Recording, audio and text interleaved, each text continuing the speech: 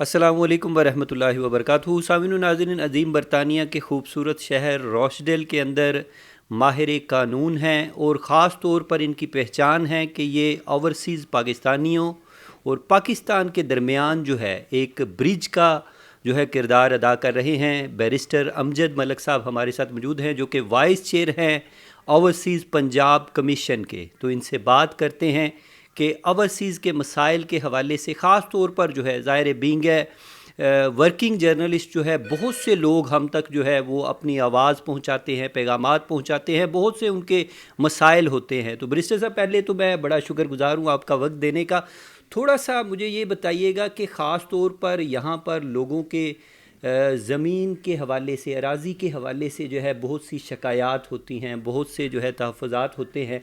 तो उसके लिए क्या प्रॉपर चैनल क्या है, यानी ओवरसीज़ पंजाब कमीशन जो है उसका क्या किरदार है?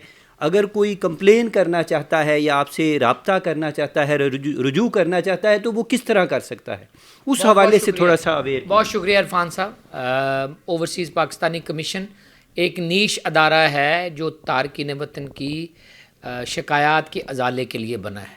अगर किसी भी शख्स को पंजाब के 41 ज़िला में कोई भी मसला है और पाकिस्तान में भी, तो वो पोर्टल उसका बना हुआ है। आप घर बैठे फ़ोन के ज़रिए शिकायत दर्ज कर सकते हैं। opc.org.pk आप वेबसाइट ढूंढेंगे, ओवरसीज़ कमीशन पंजाब आ जाएगा। पहला ही उसका ऊपर लगा हुआ है, आप उसके ऊपर जाएं, नायकोब कार्ड दें या अपना आईडी दें और अपनी शिकायत दर्ज करवाएं, और वो सूरत के साथ मामले को देखते हैं, फिर मुतल्लिका ज़िले को भेज देते हैं। और ज़िले में ज़िले कमेटियाँ बनी हुई हैं जिसमें एमपीए उसको हेड करता था पुराने ज़माने में। अभी डीसी, डीपीओ, डीआरओ बैठते हैं। हर महीने उनकी मीटिंग कानून के मुताबिक होनी चाहिए और वो 1, 2, 3 हीयरिंग में फ़ैसला कर देते हैं कि ये इसमें आपका क्या राइट है।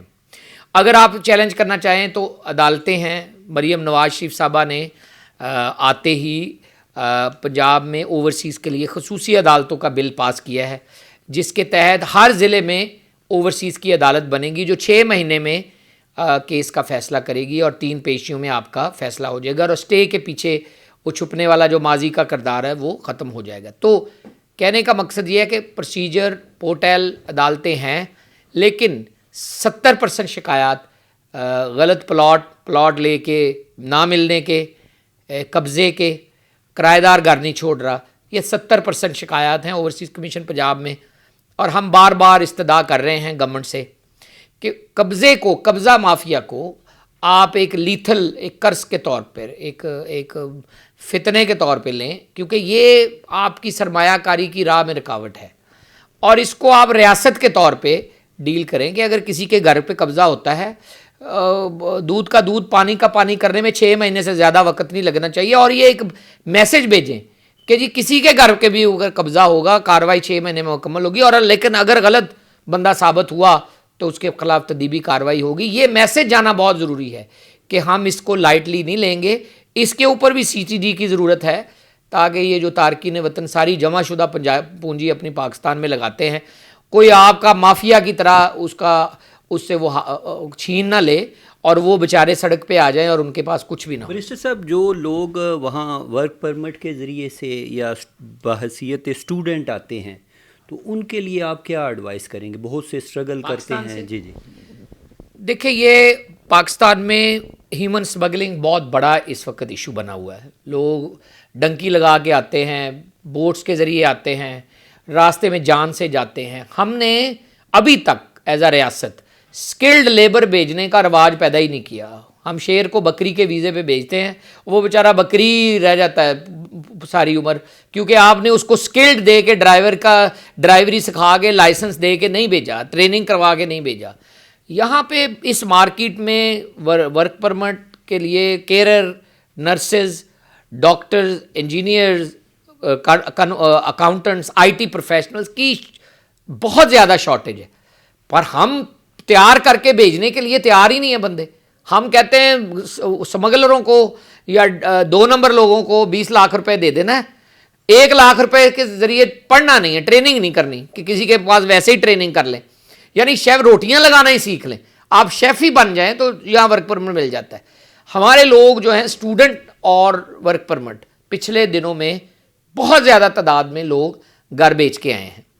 अब वो अंदर तो आ गए हैं, यहाँ एम्प्लॉयर नहीं है, जॉब जहाँ ली है वो शो करवाई है 32,000 पाउंड, यहाँ आए हैं तो 3 महीने बाद उसने कहा है मेरे पास तो जॉब ही नहीं है। तो वो एकदम उनको रिस्क है इलीगल होने का। तो मेरे ख्याल में पहले पूछ प्रतीत करके आए, वहाँ देख के आए कि ये कंपनी जेन्युइन है, ये कॉलेज जेन्युइन है, ये मुझे पढ़ाएगा या ये जॉब दे रहा है, ये वाकई इसके अकाउंट्स देखें, पब्लिक डॉक्यूमेंट है, लोग अकाउंट ही नहीं देखते कि ये कंपनी अगर 2 महीने पहले बनी है तो ये 5 साल की गारंटी कैसे करेगी किसी की जॉब की। तो ये मिस्त्री होशियारबाज खुद भी देखें, बाहर आने का शौक बहुत अच्छी चीज़ है, लेकिन आपको घर से खुद भी तैयार होना चाहिए। अब हर चीज़ पाकिस्तान के FIA ने तो नहीं करनी। FIA तो आपका बाद अज मर्ग, आपके नुकसान होने के बाद आप शिकायत करने जाते कि जी मेरा सारी जमा पूंजी जो है को लेके उड़ गया है, वो तो फिर फ्रॉड हो गया ना जी, फ्रॉड में जाएंगे आप। फ्रॉड होने से पहले अपनी जो है इन्फॉर्मेशन उसके बारे में करें। अच्छा बैरिस्टर साहब, ये बताइएगा कि यहाँ पर एहसन इकबाल साहब ने जो है वो गुज़िश्ता विज़िट किया बहुत सी यूनिवर्सिटीज़ के साथ, स्कॉलरशिप के हवाले से या इंटर्नशिप के हवाले से हुकूमत पंजाब या पाकिस्तान की कोई एफिलेशन है या कोलेशन है या गवर्नमेंट के साथ कोई ऐसा एग्रीमेंट आपका तय हुआ है? देखिए, हमारा HEC का महकमा जो है, हायर एजुकेशन कमीशन, बहुत एक जानदार महकमा है जो डिग्रियों की जांच पड़ताल और स्कॉलरशिप को डील करता है। पाकिस्तान में भी स्कॉलरशिप देता है, बाहर के ममालिक में भी स्कॉलरशिप देता है। प्रॉब्लम सिर्फ ये है कि हमारे कुएं के ऊपर को फरिश्ता ही नहीं है। हम खुद ही आप जैसे वो एक वज़ीर ने दिया नहीं था बयान के हमारे सारे पायलट जाली हैं, ये हमारे पाकिस्तान में हमारे खूह के ऊपर फरिश्ता नहीं है। तो आप हायर एजुकेशन के कमीशन के ज़रिए आवाम को वो स्कॉलरशिप दें। अच्छे लोग, ये बोर्ड में से जो टॉप करते हैं या जो अच्छे डॉक्टर टॉप करते हैं, उनको स्कॉलरशिप दें। हमारी लिमिट का ये अंदाज़ा आप करें कि हमारे सारे स्कॉलरशिप सिर्फ सरकारी मुलाजमीन इस्तेमाल करते हैं। शीवनिंग स्कॉलरशिप आता है, सारे पाकिस्तान से सरकारी मुलाजमीन यहाँ आते हैं।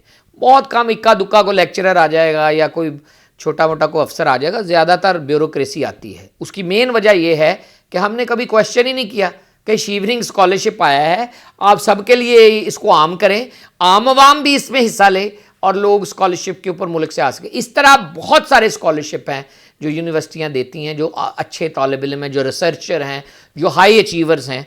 हम उससे अफादा ही नहीं हासिल ही नहीं करते। हम वर्क परमिट के ऊपर 2 नंबर वर्क परमिट के ऊपर जाना पसंद करते हैं। हम जेन्युइनली स्कॉलरशिप के लिए ट्राई ही नहीं करना चाहते। अच्छा, इख्तिताम में मैं क्वेश्चन आपसे पूछूंगा कि एक तो 10 साल जो रूट है, आया वो इम्प्लीमेंट हो गया यहाँ के रूल्स कवानीन के मुताबिक, और उससे कई लोग जो है वो खौफजदा भी हैं, परेशान भी हैं, तो इस हवाले से क्या एडवाइस करेंगे? नहीं, मेरा ख्याल 10 साल रूट जो ह्यूमन राइट्स की एप्लीकेशन होती हैं उसमें तो ऑलरेडी इम्प्लीमेंटेड है ना, वो ऑलरेडी चल रहा है। अगर आप ह्यूमन राइट के ऊपर वीज़ा मिलता है तो वो 3-3 साल का देते हैं, 10 साल बाद इंडेफिनेट होता है। लेकिन अभी ये जो तजवीज़ है वर्क परमिट के ऊपर, उसी का पूछ रहे ना, वो जो आप ऐसी लेबर करते हैं जो कोई हाई अचीवर में नहीं आता, या को आप कोई इनोवेशन नहीं ला रहे, या उसकी पब्लिक में कोई जॉब जगह नहीं है, तो उस ऐसी सूरत हाल में वो उसको 10 साल पे लेके जा रहे हैं ताकि पता लगे कि ये बंदे ने काम भी किया है, 10 साल के नहीं वो है। लेकिन ओवरऑल अगर आपका वर्क परमिट जेन्युइन है, एम्प्लॉयर जेन्युइन है, काम आप कर रहे हैं, तो मेरा नहीं ख्याल कोई ऐसा मसला है। आपका इख्तितामी जो है as a vice chairman overseas Punjab commission के हमारे ओवरसीज़ के लिए क्या पैगाम है? देखिए, मैं तो यही कहूँगा कि ये कोई रॉकेट साइंस नहीं है। ओवरसीज़ पाकिस्तान के सफ़ीर हैं, हमारे लिए बड़े मोहतरम हैं, 80-90 लाख लोग हैं, पाकिस्तान से मोहब्बत करते हैं। इनके साथ उसी तरह मोहब्बत का बर्ताव किया जाए जिस तरह ये 35 बिलियन भेजते हैं। हम IMF से 10 बिलियन लेते हैं, उनके सामने लेटे पड़ते हैं। हमें ओवरसीज़ पाकिस्तानियों को इज़्ज़त देनी पड़ेगी। आप इज़्ज़त देंगे तो ये पाकिस्तान की इज़्ज़त करेंगे, आप इनको अच्छा राह दिखाएंगे तो ये अपने बच्चे लेके पाकिस्तान के गिलगित और मरी और गलियात में आएंगे और अपने पैकेजेस और टूरिज़म को फ़रोग देंगे। आप इनके जायदाद का तहफ़्फ़ुज़ करेंगे तो ये सरमायाकारी करेंगे। और ये कोई रॉकेट साइंस नहीं है। आपको 3 आदमी चाहिए, एक सरमायाकारी के लिए, एक फैसिलिटेशन के लिए, एक हाई स्किल्ड लेबर को मुल्क से बाहर भिजवाने के लिए। ये सारे काम स्मूथली हो सकते हैं। प्रॉब्लम विल की है। आप पॉलिटिकल विल पैदा करें, आप as consumer, government as a stakeholder, तब ये कहीं जाके हल होगा। हम इधर जा रहे हैं, पाकिस्तान इधर जा रहा है, आपस में कोई डुअल कैरेज वे ही नहीं है। हमें डुअल कैरेज वे वाला मोहब्बत पैदा करनी पड़ेगी, ताकि दोनों पाकिस्तान का फ़ायदा कर सकें। जी सामिन नाज़रीन, आपने एहसासात व ख़यालात व जज्बात सुने हैं। माहिर कानून हैं बैरिस्टर अमजद मलिक साहब, जो कि वाइस चेयरमैन हैं ओवरसीज़ पंजाब कमीशन के, और जिस तरह इन्होंने पैगाम दिया है कि नफ़रत जो है वो भी एक तरफ़ा हो सकती है, मोहब्बत जो है वो भी एक तरफ़ा हो सकती है, लेकिन जो इज़्ज़त है, एहतराम है, ये दो तरफ़ा होना चाहिए। तो ये पाकिस्तान हुकूमत को भी चाहिए कि ओवरसीज़ के साथ जो है ये इज़्ज़त का रिश्ता जो है वो इस्तवार किया जाए। अपने मेज़बान ऐसे इरफान ताहिर को इजाज़त दीजिए, अल्लाह ने के बाद।